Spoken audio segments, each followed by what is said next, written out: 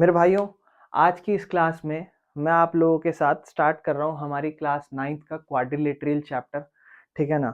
और क्वाड्रिलेटरल जो हमारी दो एक्सरसाइज के ऊपर बेस्ड होगा, बहुत ध्यान से सुनना मेरी बात। क्वाड्रिलेटरल में जो आपकी फर्स्ट एक्सरसाइज है और जो आपकी सेकंड एक्सरसाइज है, इन दोनों में क्या सीन रहेगा मैं आपको समझा देता हूँ। First exercise majorly triangles chapter पे बेस्ड रहेगी, कंग्रेंसी रूल आपको अच्छे से पता होने चाहिए। और जो सेकंड एक्सरसाइज है मेरे भाइयों, वो कहीं ना कहीं आपकी बेस्ड रहेगी मिड पॉइंट थ्योरम पे।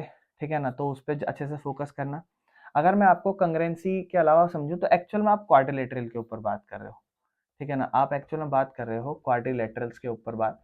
क्वाड्रिलेटरल्स का थोड़ा बहुत इंट्रो दूं तो आप ये समझ लो, जिस भी फिगर की चार साइड्स होती हैं, ठीक है ना, मतलब लाइन सेगमेंट से बना हुआ होना चाहिए। अगर आप पॉलीगन समझते हो तो पॉलीगन क्लोज्ड फिगर होना चाहिए, लाइन सेगमेंट से बना हुआ होना चाहिए। क्वाड्रिलेटरल चार साइडों में होता है। आप मेजरली इसमें सबसे पहले स्क्वायर के ऊपर बात करोगे। ठीक है ना, स्क्वायर में आपको पता है चारों साइडें बराबर होती हैं, लेकिन उसके अलावा और भी चीजें होती हैं। आपको पता है चार साइड इक्वल होती हैं। ठीक है ना, उसके बाद आपको पता है चारों एंगल जो है वो 90 डिग्री के होते हैं। ठीक है ना, लेकिन इसके अलावा और भी चीजें होती हैं। डायगोनल्स जो होते हैं मेरे भाइयों, ठीक है ना, वो इंपॉर्टेंट चीज है। डायगोनल एक दूसरे को बाइसेक्ट करते हैं, बाइसेक्ट करते हैं एक दूसरे को। ठीक है, एट 90 डिग्री। ये बहुत इंपॉर्टेंट चीज होता है यहाँ पर।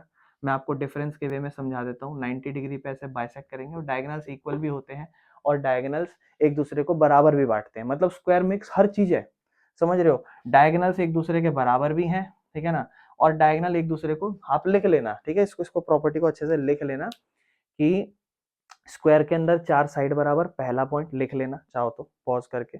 Second, four angles equal. Third point कि मेरे भाइयों इसके डायगोनल्स इक्वल होते हैं।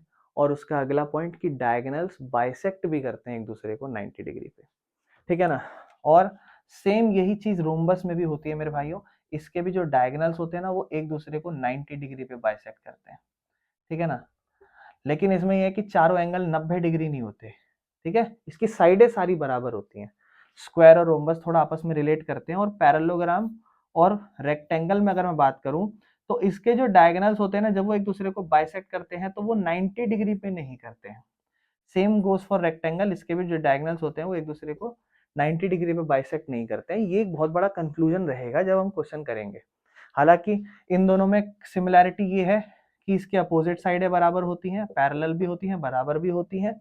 और जो इसके अपोजिट एंगल्स हैं पैरेललोग्राम में वो बराबर होते हैं, रेक्टेंगल में तो 90 डिग्री होते हैं। तो कहीं ना कहीं थोड़ा सा उसका एक सपोर्ट स्क्वायर जैसा मिल जाता है। बेसिक प्रॉपर्टीज है। ठीक है ना, अगर आपको लगेगा तो मुझे बताना, मैं इसको लिखवा भी दूंगा। ठीक है, हालांकि जब एक एक क्वेश्चन डिस्कस करूंगा तो मैं हर एक प्रॉपर्टी पे डिस्कशन कर लूंगा और मैं हर एक प्रॉपर्टी के बारे में बात करता रहूंगा। लेकिन फिर भी मैं इतना कहूंगा कि आपको, जब आप एक चैप्टर स्टार्ट करो, आपको बेसिक इंट्रोडक्शन होना चाहिए हर एक डायग्राम्स के बारे में। ठीक है मेरे भाइयों, चलो क्वेश्चन नंबर 1 से स्टार्टिंग करते हैं। मेरे भाइयों, जो सबसे पहला हमारा क्वेश्चन नंबर 1 है, बहुत ध्यान से समझना। क्वेश्चन नंबर 1 क्या कहता है? कहता है अगर एक पैरेललोग्राम है, ठीक है, एक पैरेललोग्राम बना लेते हैं। ये हमारे पास एक पैरेललोग्राम है, नाम दे देते हैं इसे ए, बी और सी और डी। ठीक है ना, एक पैरेललोग्राम के डायगोनल्स के ऊपर बात की जा रही है। कह रहा है अगर डायगोनल जो है ना पैरेललोग्राम के, वो इक्वल है, मतलब कह रहा है अगर इसके डायगोनल्स इक्वल हैं तो प्रूव करो कि ये एक रेक्टेंगल फिगर हो जाएगी। अच्छा, मैं आपको इतना ही कहूंगा, जो फिगर जनरली आपको बनानी होती है आप वही ऑलरेडी बना दो तो ज्यादा ठीक है, नहीं भी बना तो कोई दिक्कत नहीं है। मतलब एक तरीके से आपको ये कह दिया क्वेश्चन में कि AC ये गिवन है आपको, AC और ये डायगोनल है BD, ये बराबर है। ये क्वेश्चन में एक अच्छी हाईलाइट पॉइंट्स है जो गिवन है, AC और BD गिवन है। उसके अलावा ये एक फिगर है जो है ABCD, एक फिगर है जो कि है पैरेललोग्राम। और अगर ये पैरेललोग्राम है तो एक इंपॉर्टेंट बात ये होती है कि अपोजिट साइड बराबर होती है। अपोजिट साइड मतलब AB बराबर होगी CD के, ठीक है ना, और BC बराबर होगी AD के। और मेरे भाइयों इसके साथ साथ आप ये भी कह सकते हो अपोजिट एंगल भी बराबर होते हैं यहाँ पर। ठीक है ना, अपोजिट एंगल भी बराबर होते हैं। ठीक है, ये भी आप कह सकते हो, यानी कि ये एंगल इसके बराबर, ये वाला एंगल इसके बराबर। इसके अलावा तो आपको डायगोनल बराबर क्वेश्चन में दिया है। ठीक है ना, ये डायगोनल पैरेललोग्राम की प्रॉपर्टी अलग से दिया उसने कि डायगोनल इक्वल होते हैं। और आपको इसने बोला है कि इसे रेक्टेंगल बना दो।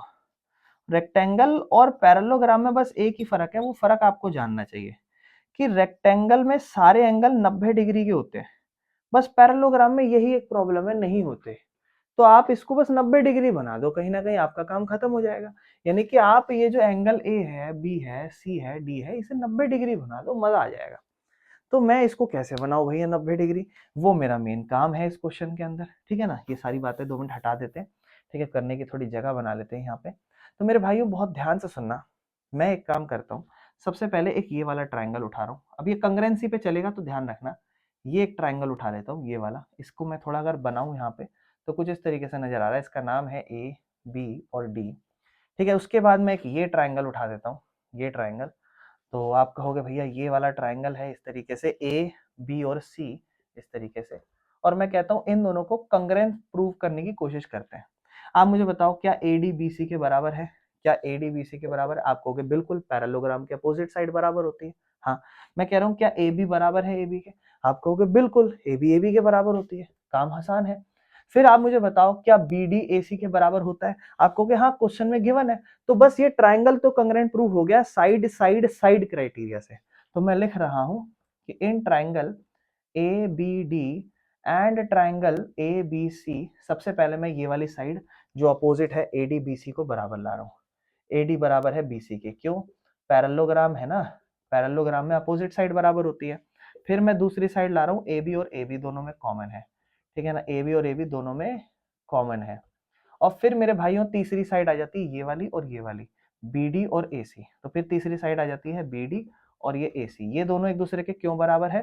क्योंकि मेरे भाइयों ये क्वेश्चन में गिवन है मुझे, ठीक है ना, ये मुझे क्वेश्चन में गिवन दे रखी थी, ठीक है ना। ये मेरा काम यहाँ पे हो गया।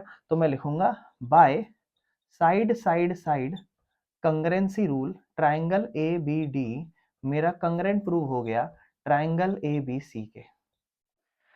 मेरे भाइयों ये मेरा ट्राइंगल एबीडी ट्राइंगल एबीसी के कंग्रेंट प्रूव हो गया। अगर ये मेरा कंग्रेंट प्रूव हो गया तो इसका मतलब ये मैं कह सकता हूं कि इसका ये वाला एंगल इसके ये वाले एंगल के बराबर है। ये पैरेललोग्राम में प्रॉपर्टी नहीं होती थी। अब आपको कि ये वाला एंगल इसके बराबर है, ओके मान लेते। क्यों मान ले? क्यों? सीपीसीटी है ना। लिखो डी ए बी, यहाँ लिखो एंगल डी ए बी, ठीक है ना, बराबर है इसके एंगल ए बी सी, ठीक है ना। ये बराबर है एक दूसरे के। क्यों बराबर है? By corresponding part to congruent triangle. एक बार जब ट्राइंगल कंग्रेंट हो जाए तो हर एक पार्ट उसके बराबर है। अच्छा, एक और मेरी बात ध्यान से सुनना, पैरेललोग्राम में एक बहुत बढ़िया चीज होती थी क्या, कि ना एक तो ये कि अपोजिट एंगल बराबर होते थे। दूसरा एक और चीज है, आप ध्यान से देखो तो आपको पता है ये एक लाइन है और ये वाली जो साइड है, ये वाली साइड, इस पे फोकस करो। ये वाली आपको पता है ये वाली बराबर भी है और पैरेलल भी है। आपको पता है ये वाली साइड बराबर भी है और पैरेलल भी है, ये दोनों पैरेलल हैं एक दूसरे के। तो हमें पता है जब भी कोई एक लाइन दो पैरेलल हो और उसके ये जो लाइन है ये वाली इसके पैरेलल हो और एक लाइन ऐसे उसे काट के जाए, तो जो एंगल ऐसे सेम साइड पे अंदर की तरफ होते हैं उन दोनों को अगर हम जोड़ें तो 180 डिग्री बनता है। हम उन दोनों को अगर जोड़ें तो 180 डिग्री बनता है। और अगर वो दोनों बराबर ही हो तो कितना बढ़िया काम नहीं हो जाएगा। तो मैं बस यही करने वाला हूँ यहाँ पर, ये कहने वाला हूँ कि मुझे पता है एडी और बीसी, मुझे पता है एडी और बीसी कहीं ना कहीं पैरेलल है एक दूसरे के, ठीक है ना। और मुझे दिख रहा है ये ए बी लाइन इंटरसेक्ट कर रही है कहीं ना कहीं। और मुझे पता है कि A B is a transversal line, जो इंटरसेक्ट करने वाली लाइन होती है उसको कहा जाता है transversal line. A B line एक तरीके से क्या है, ट्रांसवर्सल लाइन है। तो जो एंगल है सेम साइड पे वो एक दूसरे के 180 डिग्री होंगे अगर दोनों को जोड़ूंगा।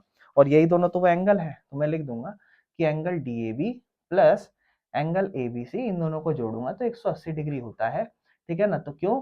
Angle on same side of transversal line are supplementary 180 degree, ये बात मैं लिख दूंगा।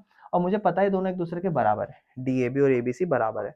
तो किसी एक की जगह, डीएबी की जगह मैं डीएबी रखता हूँ और उधर एबीसी की जगह भी मैं डीएबी रख देता हूँ, क्योंकि दोनों तो बराबर है। मुझे पता है दोनों बराबर है एक दूसरे के। यहाँ से मैंने निकाला किसके बराबर है बेटा, 180 के बराबर है। डीएबी और डीएबी कितने डीएबी, 2 डीएबी बराबर में 180।